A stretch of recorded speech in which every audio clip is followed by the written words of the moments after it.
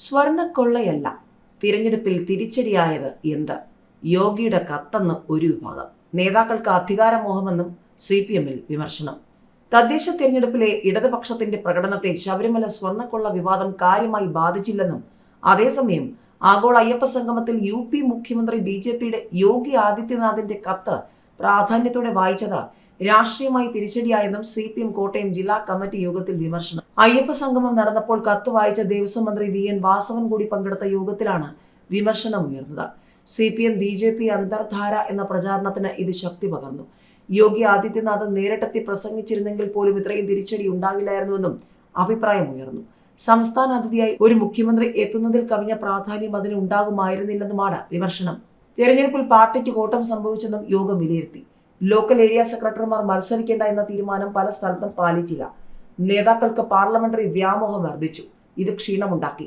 ചില സ്ഥലങ്ങളിൽ സ്വതന്ത്ര ചിഹ്നത്തിൽ മത്സരിക്കാനുള്ള നീക്കവും പാളി. ഇങ്ങനെ മത്സരിച്ച ഭൂരിഭാഗം പേരും തോറ്റു.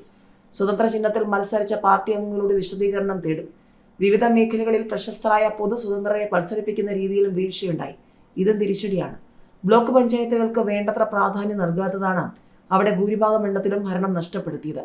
ഭരണമുണ്ടായ പഞ്ചായത്തുകളിൽ അത് നഷ്ടമായത് ഭരണത്തിലെ പ്രശ്നങ്ങളാണോ എന്ന് പരിശോധിക്കും. തിരഞ്ഞെടുപ്പിൽ ഗുണകരമല്ലാത്ത പ്രവർത്തനങ്ങൾ പാർട്ടി അംഗങ്ങളിൽ നിന്നുണ്ടായെന്നും വിമർശനമുയർന്നു.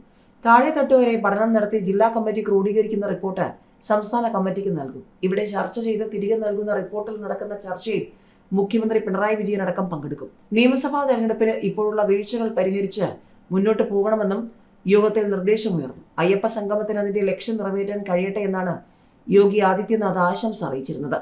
തദ്ദേശ തെരഞ്ഞെടുപ്പിലെ ക്ഷീണം മാറ്റാൻ നാടിനൊപ്പം മന്ത്രിമാർ. വരുന്നു ലക്ഷങ്ങൾ ചെലവിടുന്ന പ്രചാരണ പരിപാടി. ലക്ഷങ്ങൾ ചെലവിട്ട പ്രചാരണ പരിപാടിക്ക് ഒരുങ്ങുകയാണ് സംസ്ഥാന സർക്കാർ.